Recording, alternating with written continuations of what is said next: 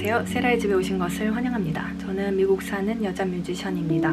제가 한국에서 지금 격리 중인데 집에 있는 책들을 막 모아가지고 이것저것 읽기 시작했거든요. 그 중에 힘이라는 책이 되게 잔상이 오래 남았어요. 한강님의 작품으로는 이 소설이 처음이고요. 이 책의 서문을 읽자마자 하는 탄성이 먼저 흘러나왔습니다. 이분은 정말 진정한 작가로구나. 글을 예술로서 승화시키는 아티스트이시구나. 그런 걸 느꼈고요. 굉장히 여리여리한 감성을 가지고 있는데도 불구하고 글 속에 굳은 심지, 아주 강인한 힘, 생명력 같은 것이 그래서 느껴졌어요. 이미지만 보고 좀 페미닌할 것 같다는 게 저희 프리딕션이었거든요. 저의 첫 인상이었거든요. 그런데 여리여리하고 세밀한 감수성 같은 것에서 강인함이 같이 느껴진 게 굉장히 인상적이었습니다.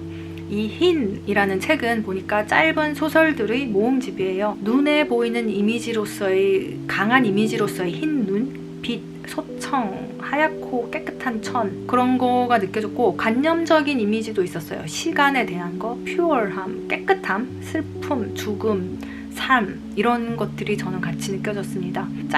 되게 짧은 이야기는 석줄, 넉줄짜리도 있어요. 그래서 이게 되게 시 같기도 한데 시에서 느껴지는 운율보다는 그래도 문장으로서의 힘이 더 큰 것 같아요. 읽을 때 음각으로 글을 새기듯 문장 하나하나가 그 자체로서 아름다운 조각품, 조형물 같고요. 눈으로 발자국을 파듯이 그렇게 꾹꾹 눌러서 이 책을 읽어 나가게 되는 제 자신을 발견할 수 있었습니다. 이 책은 3가지 파트로 나뉘어져 있는데요. 첫 번째 파트, 두 번째 이야기부터 너무 슬퍼가지고 좀 눈물이 나왔습니다.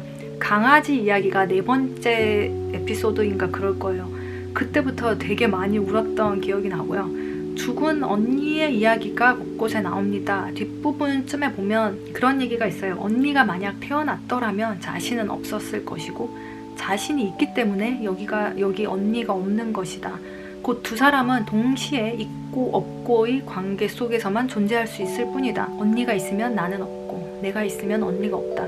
두 사람 다 함께일 수 없다는 말이 되게 슬펐어요. 언니의 존재를 어렸을 때부터 알고 있었던 듯합니다.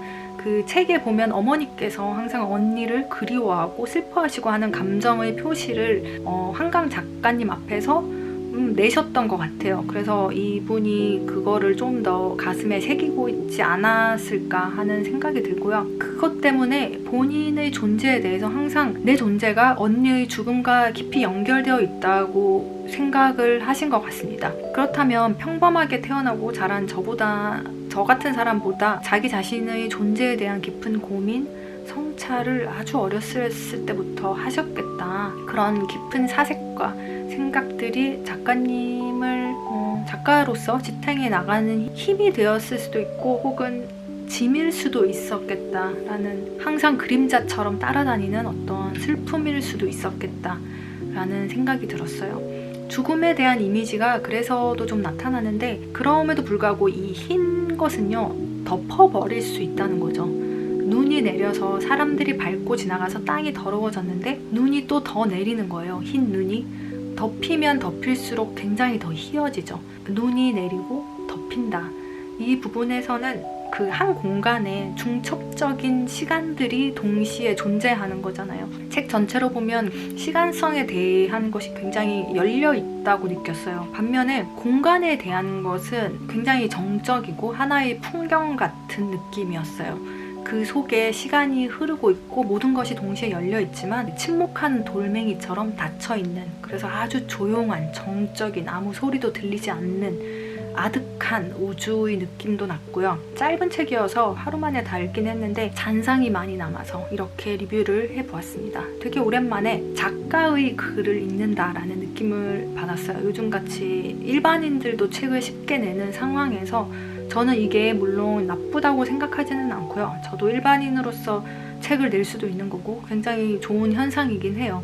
하지만 가끔씩 이렇게 작가의 글을 읽어보면 정말 명품이 왜 명품인가 하는 것을 알 수 있습니다. 문장 하나하나에 멍해졌다가 또 그 다음 문장에서는 머리를 한 대 맞은 것 같은 충격, 글을 읽을 때 그 엄숙함, 작가로서의 진솔함 이런 거를 느낄 수 있어서 저희 한강 작가님에 대한 첫 경험은 이렇게 충격과 슬픔, 눈물 같은 걸로 점철이 되었고요. 동생 책꽂이에서 채식주의자도 찾아냈거든요. 이것도 빨리 읽어보고 싶네요. 그럼 오늘은 여기까지 할게요. 안녕!